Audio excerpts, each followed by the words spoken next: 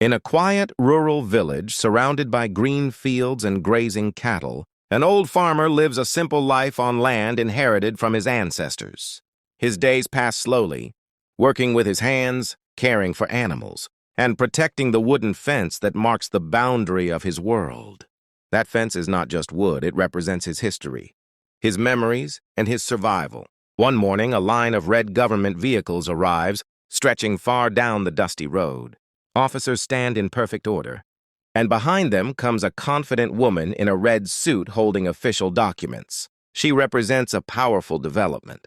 Company planning to build a modern housing project on the farmer's land. The woman points across the fence, explaining the legal papers, the money offered, and the future benefits of development. But the old man listens silently, holding his shovel like a symbol of resistance. He knows money cannot replace his roots, his past, or the graves of his parents buried in that soil. As machines start digging nearby, cows scatter and dust fills the air. The village watches quietly, some dreaming of progress, others fearing loss. The moment becomes more than a land dispute.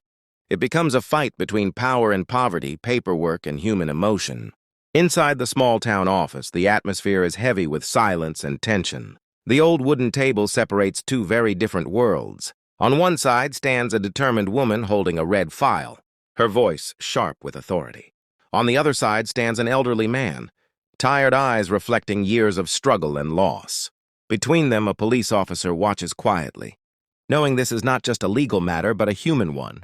The woman explains that the land documents were filed incorrectly years ago, and that the property now legally belongs to the state. She points to the papers listing rules, sections, and signatures.